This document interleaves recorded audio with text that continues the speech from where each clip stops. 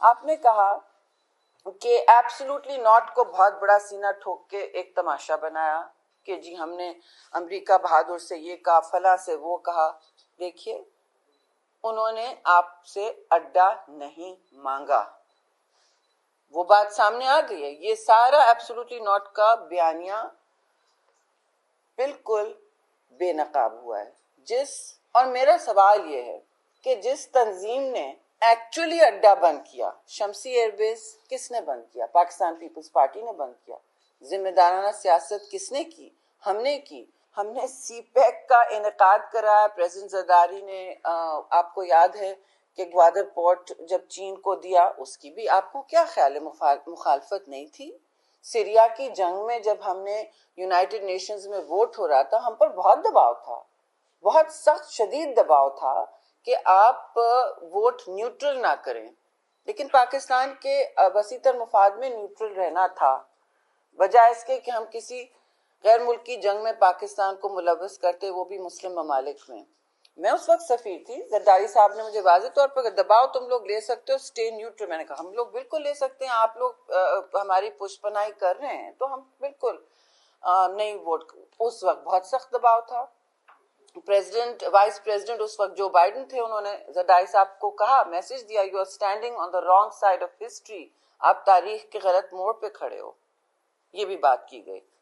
جب ان کی گورنمنٹ ہٹ گئی، ایک اشاعیہ پہ جو بائیڈن نے زرداری صاحب کے سامنے تسلیم کیا واشنگٹن میں کہ آپ صحیح تھے، جو سیریا میں ہوا آپ سب کے سامنے ہے. اس طرح کی بہت ساری باتیں ہیں. تیسری بات، آپ جلسوں پہ کھڑے ہو کے پاکستان کے ایٹمی اثاثوں کی جو تحفظ اور سیکیورٹی ہے، اس کے جو بہت حساس پروٹوکولز ہیں، کمانڈ اینڈ کنٹرول جو بھی ہے، آپ اس پر سوالیہ نشان نہیں اٹھاتے. تو آپ کہہ کیا رہے ہیں کہ آپ نہیں ہیں تو پاکستان نہیں ہے. توبہ استغفار کہ آپ نے اپنی انا کو اتنا سر پہ چڑھا دیا کہ اللہ تعالیٰ نے بھی آپ کو راستے سے ہٹایا ہے. آپ سوچ لیں، جو تکبر کرتا ہے وہ تو ہم سب جانتے ہیں اس کا راستہ کہاں تک اسے پہنچاتا ہے. اور پھر کہتے ہیں کہ جی ہم راز فاش کرنے نکلے تھے. کون سے راز؟ روز ہٹ دھرمی، روز آئین شکنی، کبھی کوئی حربہ، کبھی کوئی، مطلب زیب نہیں دیتا ان کو. اور اسی پارلیمان میں جس میں وہ چیلنج کرتے تھے، وہ کہتے تھے ہم آخری بال تک کھیلیں گے. وہ پچ تو چھوڑ کے چلے گئے. انہوں نے پارلیمان میں بھی کوئی مقابلہ نہیں کیا، رائے فرار ہر چیز سے اختیار کرتے رہے اور کہتے ہیں کہ میں الیکشن موڈ میں رہوں گا. بھئی آپ بے شک رہیں. پاکستان میں اللہ کے فضل سے اور ہم سب کی مشترکہ کاوشوں کی وجہ سے اب ایک ایسی صورت ہے کہ پرامن مظاہرے جو بھی کرے ان کو کوئی روک نہیں سکتا، اور نہ روکنا چاہیے. سب کو اپنا اپنا حق ہے اپنے بیانیے کا، لیکن وہ بیانیہ نہ ہو جس سے آپ لوگوں کے، پاکستان کے عوام کو، جو نوجوان نسلیں ہیں ان کو گالی گلوچ پر آپ لے آئیں. ان کو گالی گلوچ کا ایک روش آپ لیتے آئے ہیں، کیونکہ آپ کے منسٹرز تک بھی گالیوں میں باتیں کرتے تھے، سب کو چور ڈاکو تنقید کا نشانہ بناتے تھے. بھئی آپ عدالتوں میں رجوع کریں، اور جس بیانیے کا آپ نے جنم دیا اس کے پھل آپ کے سامنے معاشرے میں دیکھ رہے ہیں.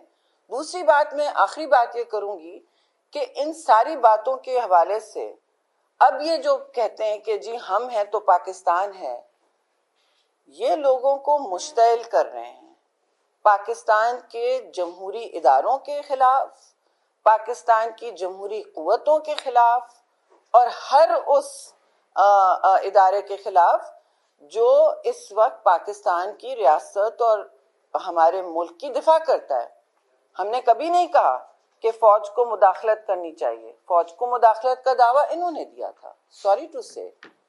اور ہم نے کبھی نہیں کہا کہ کسی بیک ڈور سے آپ الیکٹ ہو کے آئیں. ان سے نیوٹرلٹی برداشت نہیں کی. مجھے بتائیں نا، آج کھڑے ہو کے بتائیں کس کو انہوں نے جانور کہا.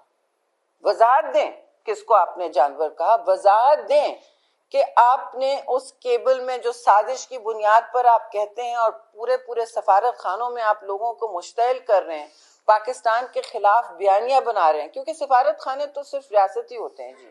تو اگر آپ کو یہ ٹیلی گرام اتنا آپ کے خلاف ذاتی سازش لگ رہا تھا یا آپ کو بیسس جو بھی آپ کو برا لگ رہا تھا، آپ نے معافی کیوں نہیں منگوائی؟ آپ نے تو ان کے سفیر کو تنبیہ نہیں کیا جب تک آپ نے جلسے میں وہ ویو کیا اور آپ کو کہا گیا کہ آپ نے نیشنل سیکیورٹی کاؤنسل کیوں نہیں بلائے، آپ نے نیشنل سیکیورٹی کمیٹی کیوں نہیں بلائے؟ وہ تو انہوں نے کیا نہیں. جب ووٹ آف نو کانفیڈنس ان پر چل پڑا اور وہ واضح ہو گیا، سب کے سامنے بات عیاں تھی کہ ان کی اکثریت ختم ہو گئی ہے. اونٹ پر ٹانگ باتیں کرنے والوں کے ساتھ، نان سیریس لوگوں کے ساتھ لوگ چلنا بھی نہیں چاہتے. یہ بات الگ ہے ان کے لوگ حلقوں میں اپنی شکل نہیں دکھانا چاہتے، کیونکہ اصلی جو انہوں نے بام گرایا پاکستان پر وہ تو اقتصادی ہے، اس کے اثرات سالوں تک رہیں گے. اصل بند گلی میں تو وہ لے گئے ہیں. تو میرا تو بہت واضح سوال ہے، آپ کو اتنی بڑی سازش لگی تھی، اسی وقت آپ نے کیوں نہیں یہ راز فاش کیا اور اسی وقت آپ نے کیوں نہیں معافی منگوائی؟ جب آپ کو نظر آ گیا کہ آپ کی سیاسی شکست ہو رہی ہے اور آپ کو اب کوئی نہیں بچا سکتا، نہ کوئی بیانیہ نہ کوئی اور، تو آپ نے یہ ساری من گھڑت باتیں شروع کی. آپ نے اتنی بڑی سازش کوک اپ کی پاکستان کے لیے، پاکستان کے خلاف، اور آپ نے پھر کھڑا ہو کے کہنا شروع کر دیا کہ میں ہوں تو پاکستان ہے. ان کے بیانی کا مطلب تو یہی ہے نا، باقی سارے غدار ہیں. آپ کون ہوتے ہیں غداری کا سرٹیفکیٹ دینے؟ جی میں معتدل بات کر رہی ہوں، لیکن بات تو بہت بھاری انہوں نے کی ہے اور یہ بہت پاکستان کے لیے خطرناک بیانیہ ہے. کل جو پریس کانفرنس ہوئی اس سے تو ایک اور بات واضح ہوئی. وہ تو یہ بھی کہتے ہیں کہ جمہوریت کیسے بحال ہوئی.